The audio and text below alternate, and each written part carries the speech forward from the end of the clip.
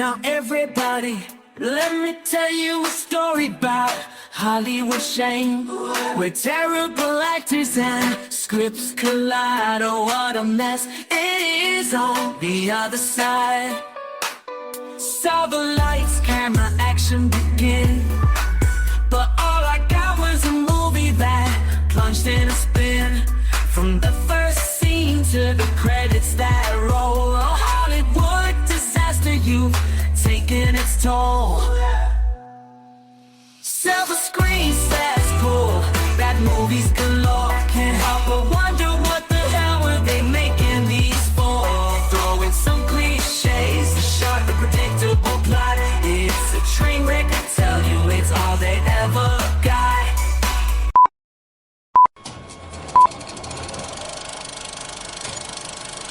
And now for our feature presentation.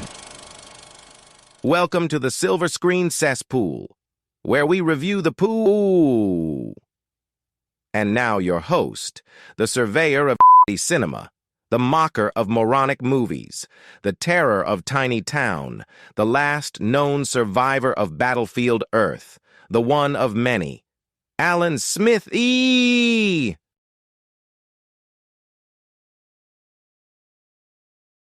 Horror at Party Beach from 1963 bills itself as the first horror monster musical.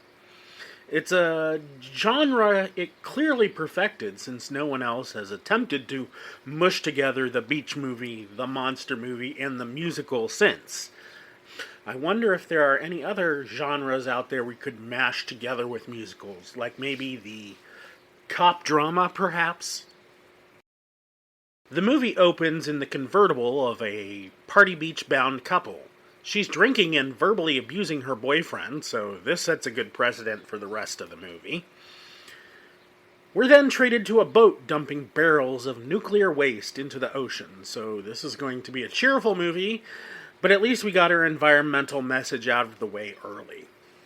We then get to watch a long, drawn-out 2.5-minute sequence of the nuclear waste leaking into the water and then mutating the random human skull on the ocean floor into something I can only describe as the mascot costume for the local high school's fighting evil axolotls, but with googly eyes. How does a skull mutate on its own? I don't know. How does it grow arms, legs, and a torso? I don't know. Why was there a human skull randomly on the ocean floor? I don't know. New Jersey, I guess? Do you ever find it annoying in musicals when dance numbers break out and suddenly everyone knows all the moves? Well, that's not a problem in this movie, because the party beachgoers only kind of know the moves and are in no way in sync with each other. I'm pretty sure that one guy skipped rehearsals altogether. But the local motorcycle gang shows up to put an end to the lack of choreography. Our abusive alcoholic is making goo-goo eyes at the leader of the pack. Then she starts dancing with him while the boyfriend goes off and flirts with some other girl. Either break up or go to couples counseling already. Our second musical number starts, and it's called the wiggle wobble. If you can imagine a dance move inspired by trying to shake a large dingleberry loose from between your butt cheeks, then you can imagine the wiggle wobble. Also, this movie claims to be a musical, but really they just have a band playing in several scenes and people dancing to it. I think musical is a bit of a stretch, but whatever. This is more of just a movie with music in it. So the boyfriend Hank and the leader of the pack start to rumble and drag their respective gangs into it. And the fight does resemble a tussle between the Jets and the Sharks in choreography. It's just a shame the music stopped before the fight started. They're forcibly pulled apart and can't wait a single moment to shake hands and make up. Like, not even 2 seconds. Drunky Smurf is so upset by this turn of events, she immediately strips off her clothes and goes for a swim. As you often do, I guess. Meanwhile, on Party Beach, our partygoers are dancing to the zombie stomp, and I can't help but feel like the lyrics should come with a spoiler alert. But Alcoholic Annie gets eaten by the horror of Party Beach during the zombie stomp, and now the police are investigating. Sort of. So the next day, the girl Hank was flirting with, who didn't die, decides that she doesn't want to attend this 20-girl slumber party because she's too depressed after the funeral. But the girls at the slumber party are doing slumber party type things like pranks and brushing each other's hair and pillow fighting and playing guitar and singing songs, which I also feel like is cheating on the definition of a musical. But oh noes! Not one, but two giant evil axolotls attack the girls, and in the immortal words of Metallica, kill 'em all. We then cut to three random young girls driving in a convertible, and they're discussing how they positively, absolutely will not stop in this town because of all the monster murders in the news that occurred there. So then they, of course, immediately and without hesitation decide to stop to get gas in this town with all these monster murders they've heard about on the news. The girl in the back seat flirts with the full-service attendant by pulling up her skirt and showing off a bit of her calves. He thanks her by giving them crappy directions to New York City and telling them to try the picante sauce. They get lost, get a flat tire, and, oh my god, hurry up and just murder them already. It's dragging on forever! Two of the girls get carried away by the monsters, and the other one gets locked in the trunk of the car. I hope Chuck Berry's cousin Marvin can spring her out in the next morning. Hank and his new girlfriend go for a drive, and when she questions why they ended up at Party Beach, he answers her that he just had a funny feeling about this place. I mean, I'd have a funny feeling about a place too if my girlfriend was murdered there by a budget high school mascot less than a week ago. Yes, she was an abusive alcoholic, but at least pretend to mourn a little bit and maybe wait a month before going steady with somebody else. Oh goody, we're back to being a, air quotes, musical again. Everybody's slow dancing and necking to another song by the same four-piece rock band, which begs the question, where's the flute music coming from? Is that the monster's mating call? Or are these some Jethro Tull wannabes?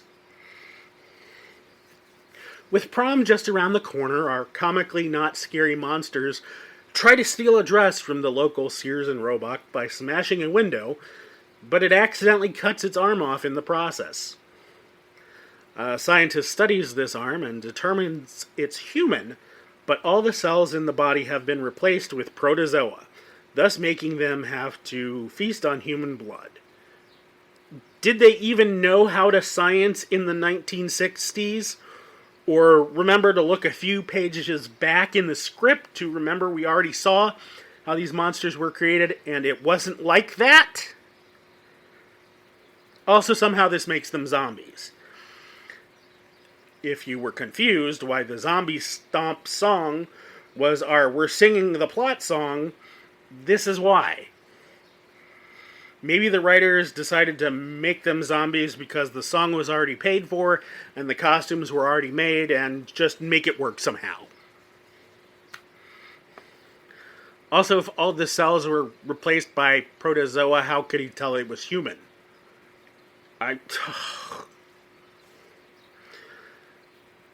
There's a happy little accident.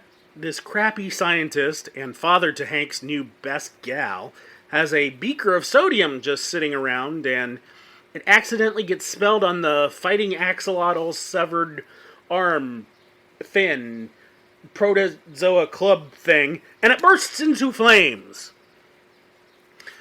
And now we know how to kill the monster zombie fish things. This might be a climatic point in the movie if they had tried to kill them in any way, shape, or form before this, instead of just screaming and dying. Literally, no one even threw a punch. We're just kind of skipping ahead to throwing sodium on them. Cool. Two town drunks stumble upon two dead bodies, before becoming mutated fish food themselves. Now I have to ask, if the protozoa monsters drink the blood of a drunk, do they get drunk too? Welcome to the montage of people getting eaten by monsters overlain with the police, hard at work filing papers in their office. Oh, and now these fish zombie mascots are radioactive too, for some reason. So now we're testing every body of water for radioactivity to track down these monsters, which came from the sea, which I'm fairly certain contains salt water, and I'm pretty sure salt contains sodium. But what the hell do I know? I'm not a scientician. Hank goes to New York while his alive girlfriend goes to the quarry. When her father, the scientist, finds out where she went, he freaks the out, as that was the most logical place for the zombie protozoa things to be hiding, and he didn't even need any science to figure that out. As Dad and Hank rush to save her, uh-oh, she fall down, go boom. Suddenly, without warning, it's the middle of the night and pitch black out. Then it's evening again. Then middle of the night again as Dad tries to save his daughter. Hank and the police show up just in time to start throwing handfuls of sodium at the monsters and watching them all explode. When they get back to the safety of their cars, it's once again evening. Then it's morning. The next morning, in fact, after Hank comes a knock-knock-knocking on his girlfriend's door, the maid lets Hank into the house and directly into his new girlfriend's bedroom where she's sleeping, which isn't creepy at all. The announcer on the radio announces, "The invasion of the sea zombies is over." Oh, so that's the description we're going with now. That just makes them sound like you're censoring yourself but trying to call them zombies. And everyone lives happily ever after, yada yada yada. Horror at Party Beach is available streaming on Plex.